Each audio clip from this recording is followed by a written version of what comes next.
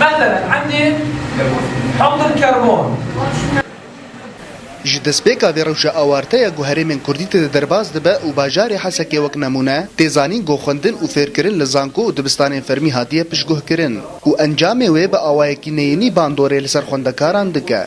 Ji bo çareserkirina vê kêşeyê, projeyek ji aliyê Partiya Demokratî Pêşverû a Kurd li Sûriyê hate danîn ku navenda Ferhadê Çelebî bi benavendek fermî ji bo fêrkirina xwendekaran.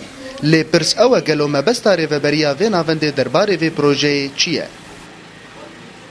ام وەک ڕێڤەبەریا vê navendê navenda Ferhadê Çelebî me ev navend vekir ji bo xizmeta tillaba îro gelek kadrê tedrîsî netîca van zirûfê Sûrî tê derbas dibin hicrak cemaî ji wan çêbû tilab dirin medresa kadrê tedrîsî tineyê ev navend me vekiriye ji bo xizmeta vî alî em jî gor imkaniyatê xwe çi bê em karin hendesa medenî bi cemaat bin tilabê sefê niha menahij bin em xidmetê ji wan diqedimînin.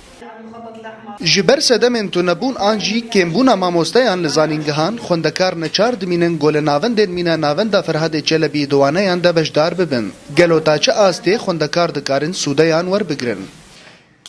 ام طلابي حسكي إيصال قالك مشكلة مهنا ويكجي إنه إيصال كادري ما تدريسي كيمن وتننا واهتمام بخواندني الجامعات حسكي حمية نمانا نوك صالي بريان هانا وأم سباسيا في مركزيت كان مركزي فرهاد شلبي وأزواج طالبة هندسة مدني صالاسيا أسكارم فايدة طلابي صالة دين ربكنية أولية دوا وأس فايدة جي بيشيا خود بينم صالة چاراوية بينجا Li gor mamosteyên vê navendê tevaya rêbazên fermî yên ku li zanko û dibistanên fermî hatine piştguhkirin bi şêweyekî fermî li vê navendê têne dan. شێوەیەک ئەم پێ شاگرتا فێر دکن چ شاگرتێن دبستانە بن di pola nihan de çin şagirtên ê zanîngeha be çi şagirtên zimanê din bin zimanê biyanî bin mîna zimanê îngilîzî xulên hevpeyvînê em tê de tekez dikin wek mamoste ge dana van rêbaza bi awayê ê fermî be.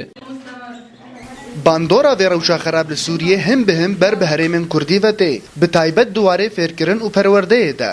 Lewra hin partî û rêxistinên Kurdî van projeyan pêşkêş dikin da ku alîkariya xwendekaran bikin. Homan Cezîrî Orient News Hesekê.